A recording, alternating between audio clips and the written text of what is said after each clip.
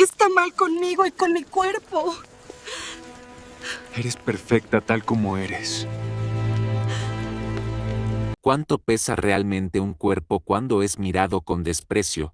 Bienvenido a Corazón. Asegúrate de suscribirte al canal, porque aquí encontrarás historias que te harán latir el corazón, te dejarán sin aliento y te mantendrán al borde del asiento, así que suscríbete. Y vamos al video. El papel había llegado una mañana húmeda, cuando el rocío todavía se aferraba a las piedras del camino y el olor a pan duro se mezclaba con el del estiércol fresco. Venía doblado con torpeza, como si hubiese sido abierto, leído y vuelto a cerrar sin cuidado. El nombre de ella, escrito con una caligrafía correcta pero distante, parecía una formalidad incómoda, una obligación cumplida sin entusiasmo. Aquella era la respuesta definitiva a la promesa que había sostenido su esperanza durante meses. Había sido prometida por carta, como tantas mujeres, sin dote suficiente ni apellido respetable. La familia del pretendiente jamás la había visto en persona. Todo se había construido sobre descripciones prudentes, medias verdades y silencios convenientes. Se habló de virtud, de paciencia, de manos hábiles para el trabajo doméstico. Se omitió el tamaño de su cuerpo, la redondez de sus caderas, la suavidad abundante de sus brazos, no por engaño, sino por supervivencia. Cuando finalmente leyó la respuesta, comprendió que no hacía falta explicar demasiado, bastaron unas pocas líneas frías para sentenciarla. La familia agradecía el interés, el compromiso quedaba anulado, el motivo, apenas disimulado bajo palabras de moral y conveniencia, era su apariencia, no era adecuada, no encajaba, no cumplía con lo esperado. El papel tembló entre sus dedos, no por sorpresa, sino por una humillación conocida. Desde niña, había aprendido a ocupar menos espacio del que su cuerpo reclamaba, a caminar con cuidado para no llamar la atención, a bajar la mirada cuando las risas surgían a su paso. Aquella carta no era una novedad, era la confirmación escrita de lo que él mundo ya le había enseñado sin pudor. El pueblo no tardó en enterarse. Las noticias corrían rápido entre las paredes de adobe y los corredores estrechos. Las miradas se volvieron más insistentes, algunas cargadas de falsa compasión, otras de una crueldad apenas disimulada. Para muchos, aquello solo confirmaba lo evidente: nadie importante querría una mujer así. La frase no se decía en voz alta, pero flotaba en el aire como el humo de las chimeneas. La casa donde vivía parecía encogerse con cada día que pasaba. Los muebles viejos, el olor persistente a humedad, la ropa remendada una y otra vez, todo conspiraba para recordarle su lugar en el mundo. Incluso su propio reflejo en el espejo opaco le devolvía una imagen cansada, cargada de una culpa que no sabía de dónde venía, pero que había aprendido a aceptar. Fue entonces cuando llegó la segunda carta. No anunciaba amor ni promesa, era una oferta seca, escrita por un intermediario, un puesto de trabajo en una hacienda lejana, perteneciente a un varón viudo. Se necesitaban manos dispuestas, carácter fuerte y silencio. No se prometía comodidad ni afecto, solo techo, comida sencilla y una tarea clara. El nombre del varón era conocido, aunque envuelto en rumores. Se hablaba de una casa grande y sombría, de un hombre que había perdido a su esposa demasiado pronto, de un niño que crecía entre institutrices severas y corredores silenciosos. Nada de eso parecía invitar a la esperanza, pero sí al escape. Aquella noche, mientras el viento golpeaba las ventanas y el olor a cera derretida llenaba la habitación, ella entendió que quedarse significaba desaparecer lentamente. Irse, en cambio, aunque doloroso, todavía era una forma de existir. Si esta historia ya empezó a latir en tu pecho, acompáñanos. Suscribirte es la manera más simple de no perder relatos, donde la dignidad nace justo cuando el mundo intenta negarla. El camino hacia la hacienda era largo y poco transitado. A medida que avanzaba, la tierra se volvía más áspera, las piedras más filosas, el paisaje más silencioso. El cansancio se instaló pronto en sus piernas, pero no era nuevo. Había aprendido a caminar con peso, tanto físico como invisible. Aún así, aquella jornada parecía exigir algo más que resistencia, pedía voluntad.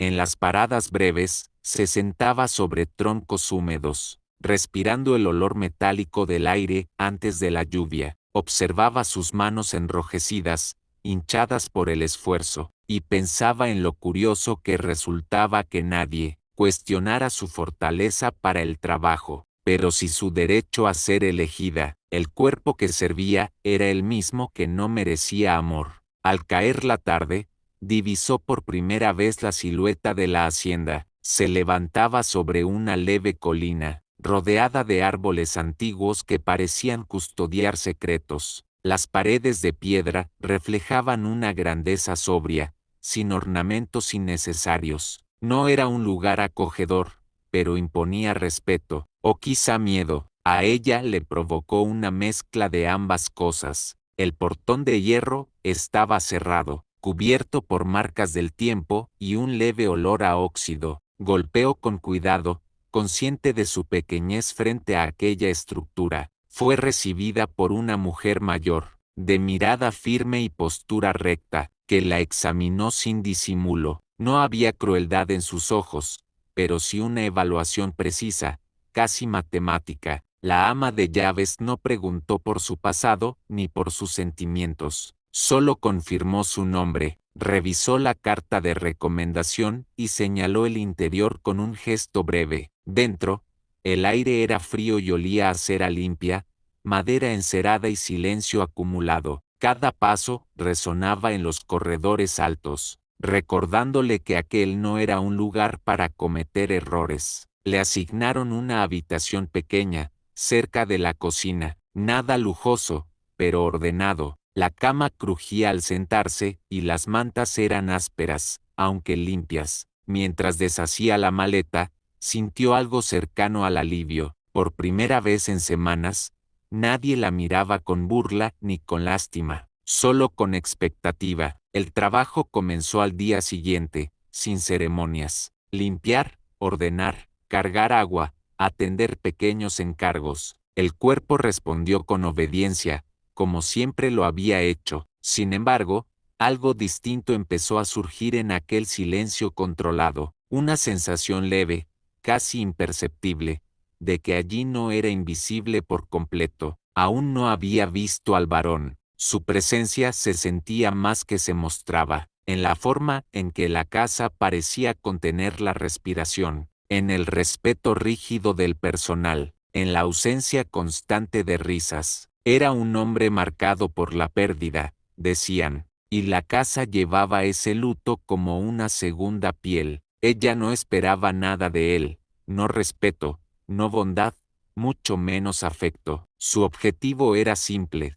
trabajar, resistir, no molestar. Sin embargo, mientras la noche caía y el sonido distante del viento recorría los corredores, una intuición incómoda empezó a formarse. A veces, los lugares donde menos se espera algo son los que más exigen del alma. Llegados a este punto, surge la pregunta incómoda: ¿hasta dónde puede llegar una injusticia cuando la sociedad la considera normal? Comparte tu reflexión, porque este dilema no pertenece solo a esta historia. El primer encuentro con el niño no ocurrió como ella imaginaba, porque no hubo presentación ni advertencia. Fue una presencia silenciosa al fondo del corredor, un peso ligero de pasos contenidos y una respiración que parecía aprender a no ser escuchada. Él observaba desde la penumbra, con la cautela de quien ha sido decepcionado demasiadas veces por manos adultas que prometían cuidado y ofrecían disciplina. Tenía los cabellos claros, casi del color de la paja seca, y los ojos grandes, atentos a cada movimiento. No mostraba la curiosidad propia de la infancia, sino una vigilancia precoz, como si el mundo ya le hubiera enseñado que la cercanía siempre tenía un precio. Ella sintió el impulso de sonreír, pero se contuvo. Había aprendido que incluso los gestos amables podían ser interpretados como invasión. Los días siguientes confirmaron lo que la casa ya insinuaba. El niño vivía rodeado de reglas estrictas, horarios rígidos y miradas que medían su comportamiento más que su bienestar. La institutriz, una mujer de voz correcta y gestos precisos, cumplía su función con eficiencia, pero sin ternura. La educación avanzaba, la infancia retrocedía.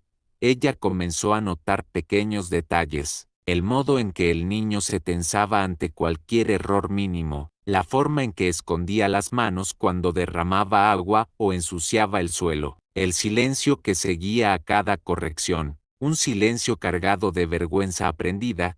No había maldad en él, solo un miedo persistente a no ser suficiente. En las tareas más simples, ella encontraba excusas para permanecer cerca sin imponerse, limpiar una mesa mientras él dibujaba, ordenar libros sin corregir sus posturas, dejar que el tiempo hiciera lo que las palabras no debían. Poco a poco, el niño comenzó a tolerar su presencia, como quien permite que una ventana se abra apenas para comprobar si el aire no lastima. Fue durante una tarde de lluvia, con el sonido constante del agua golpeando las piedras del patio, cuando ocurrió algo distinto. Ella dejó caer una manzana al suelo, de forma torpe, y en lugar de apresurarse a disculparse, la recogió con calma. El niño la observó con sorpresa. No hubo reprimenda, ni castigo, ni gesto de vergüenza, solo un acto humano, imperfecto y permitido. A partir de ese día,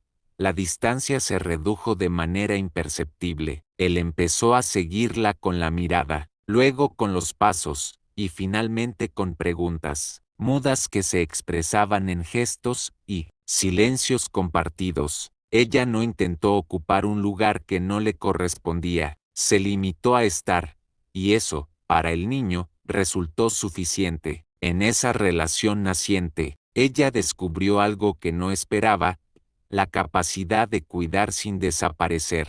Su cuerpo, tantas veces señalado como exceso, se convertía ahora en abrigo. Sus manos, juzgadas por su tamaño, eran firmes y seguras. Por primera vez, su presencia no era motivo de burla ni rechazo, sino de calma. Hay secretos que solo se revelan a quienes saben esperar.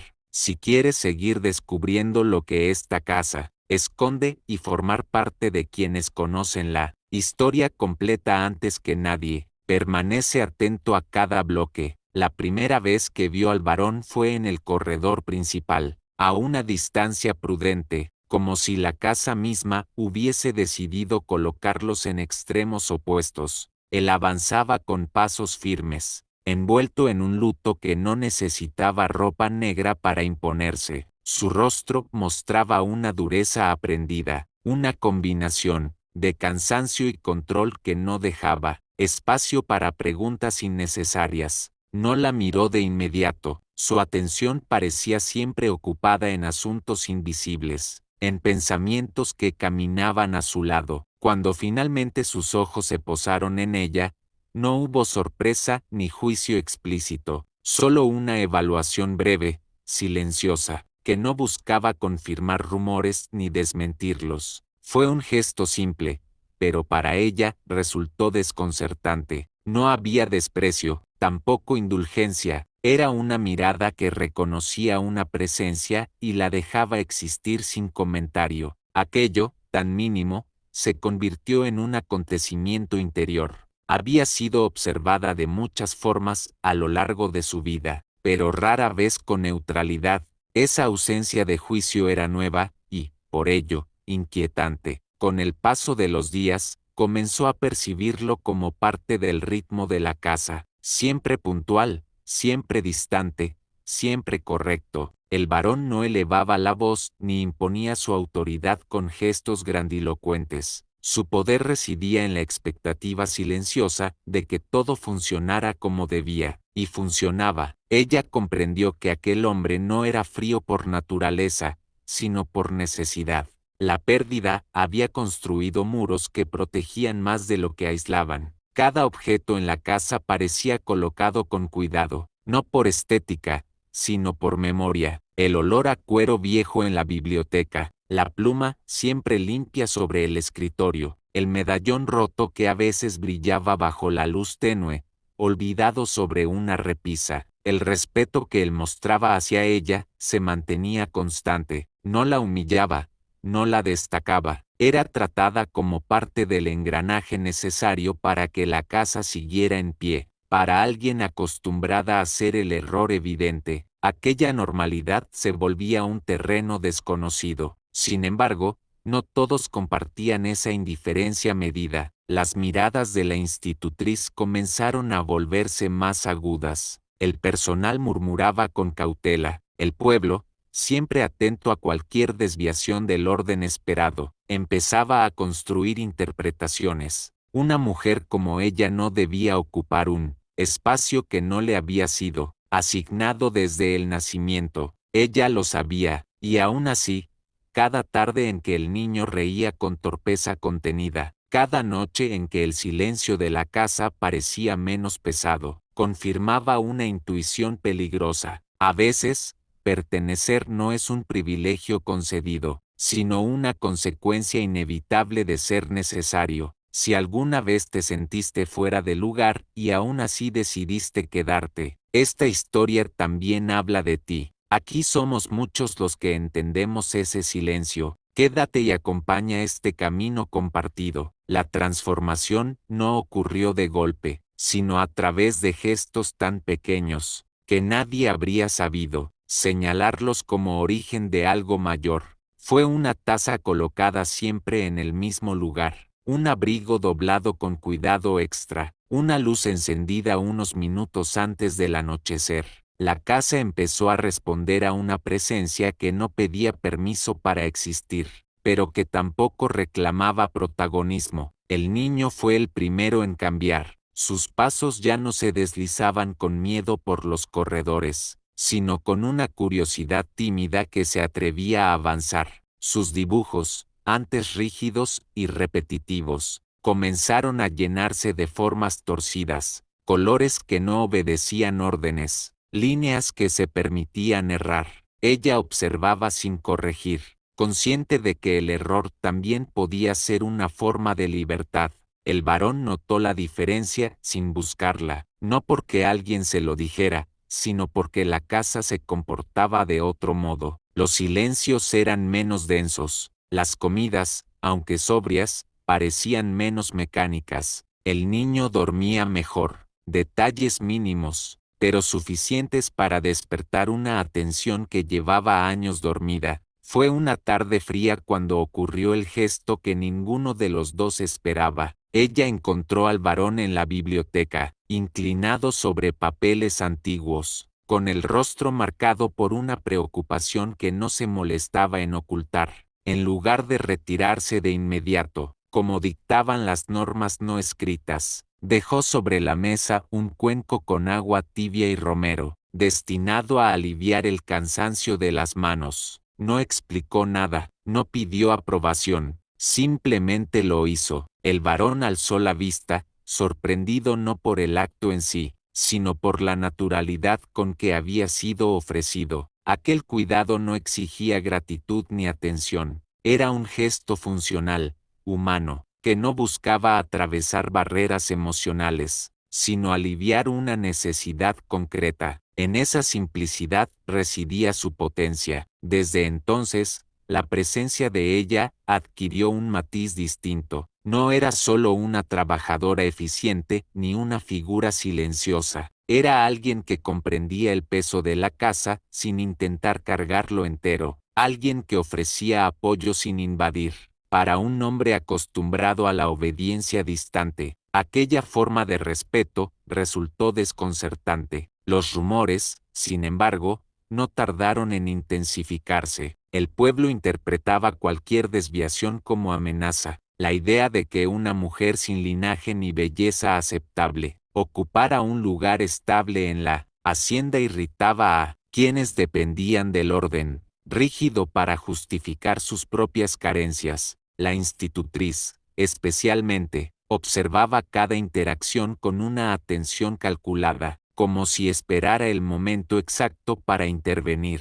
Ella lo sentía, sabía que aquella calma era frágil, que el respeto ganado sin palabras podía perderse con una sola acusación mal dirigida. Aún así, continuó, porque por primera vez, no se trataba solo de sobrevivir, sino de sostener algo que merecía la pena. Antes de que todo cambie, detente un instante. Si percibes que se acerca un giro inevitable, y quieres ser parte de quienes lo atraviesan, hasta el final, acompáñanos, comenta y permanece. Lo que viene pondrá todo a prueba. El conflicto no se presentó como un estallido, sino como una acumulación. Miradas que duraban un segundo más de lo necesario, comentarios susurrados al pasar, visitas inesperadas de figuras respetables del pueblo, siempre con excusas bien formuladas y sonrisas tensas. La moral colectiva comenzaba a cerrar filas, no para proteger, sino para señalar. La institutriz se convirtió en el eje invisible de aquella presión. Sus observaciones, siempre revestidas de preocupación pedagógica, empezaron a incluir insinuaciones sobre influencias inapropiadas y desvíos emocionales. Nada concreto, nada que pudiera refutarse con facilidad, solo dudas sembradas con precisión quirúrgica. El notario, hombre de palabras exactas y lealtades flexibles, reapareció con frecuencia creciente, revisaba documentos, hacía preguntas aparentemente inocentes sobre la administración de la casa y el bienestar del niño. Su interés no era nuevo, pero ahora parecía intensificado por una urgencia que no se molestaba en disimular del todo. Incluso el cura, figura habitual pero distante, comenzó a mencionar la importancia del orden familiar y de las jerarquías naturales. En sus sermones dominicales, no nombraba a nadie, pero el mensaje encontraba su destinatario con facilidad. La reputación, en aquel tiempo, no necesitaba pruebas, bastaba con la sospecha. Ella percibía la amenaza con claridad. Cada gesto suyo era observado bajo una lupa moral. Su cercanía con el niño, antes vista como beneficiosa, empezaba a reinterpretarse como exceso. Su presencia constante en la casa, como ambición. Su cuerpo, como siempre, como una falta imposible de ignorar.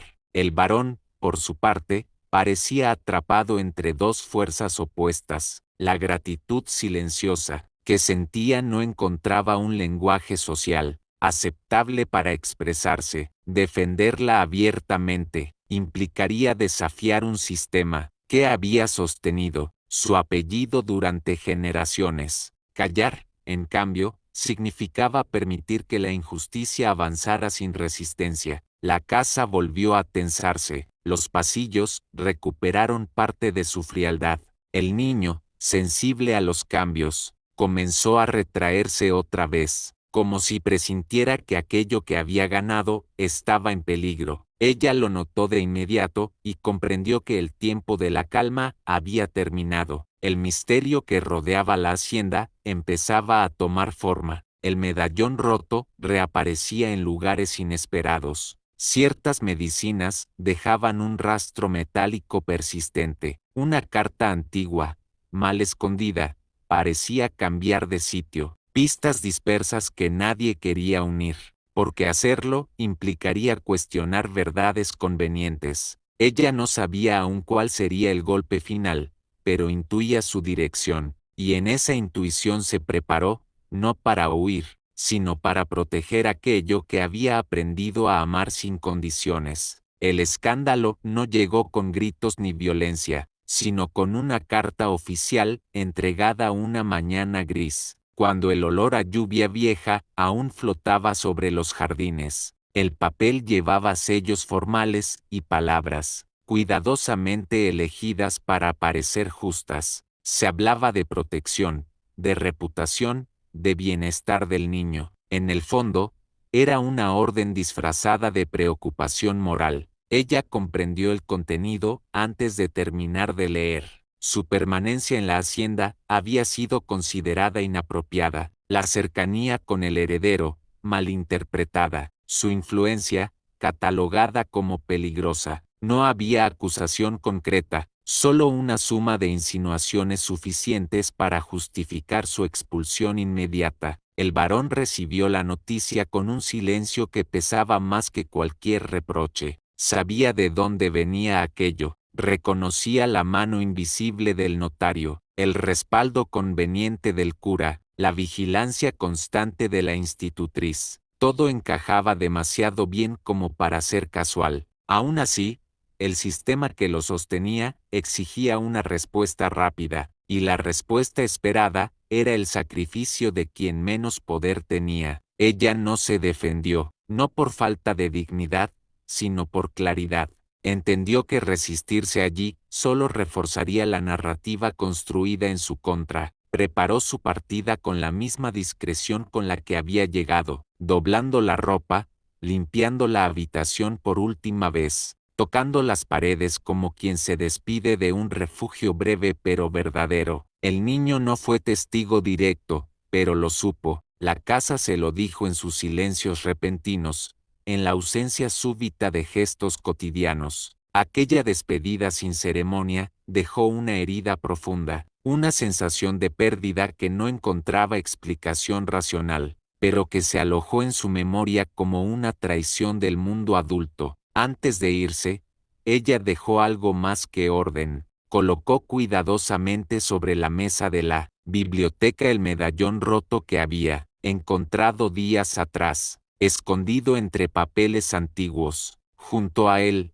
una nota breve, no explicativa, solo señalando la necesidad de mirar donde nadie había querido mirar. No era una acusación, era una invitación a unir las piezas. El varón observó su figura alejarse desde la ventana alta, con una certeza incómoda formándose en su interior.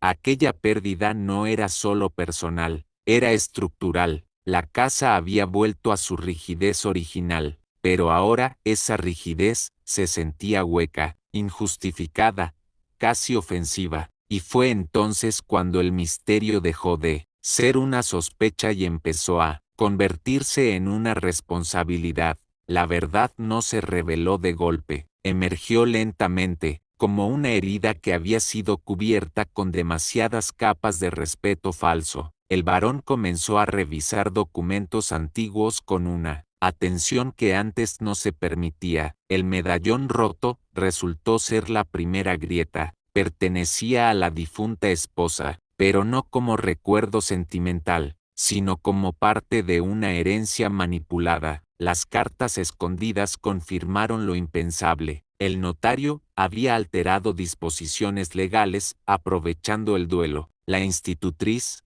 bajo la apariencia de rectitud moral, había administrado al niño una medicina innecesaria, dejando rastros metálicos que explicaban su debilidad y docilidad. La incapacidad del heredero había sido fabricada para controlar el patrimonio y prolongar ciertas dependencias convenientes. Cada escena pasada adquirió un nuevo significado. Los silencios, las restricciones, la rigidez extrema, no eran medidas educativas, sino estrategias de dominio, y en medio de todo, la presencia de ella había sido la única fuerza que alteró ese equilibrio perverso. Por eso debía desaparecer. 14.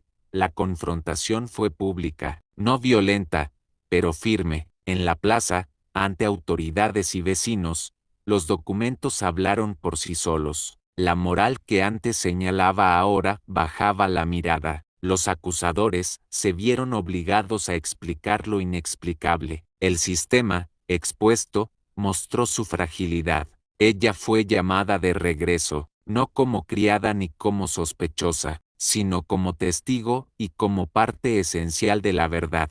Regresó sin rencor, con la misma dignidad silenciosa que siempre la había definido. Ya no caminaba encogida. El peso que había cargado toda su vida no era suyo, nunca lo había sido. El varón la eligió sin discursos grandiosos. Lo hizo con hechos. Reconoció públicamente su valor, su cuidado, su integridad. Le ofreció un lugar que no dependía de caridad ni de apariencia, sino de respeto, no como salvación, sino como elección consciente. Años después, la hacienda ya no era recordada por su rigidez, sino por su transformación. El niño creció libre de manipulaciones, fuerte en carácter.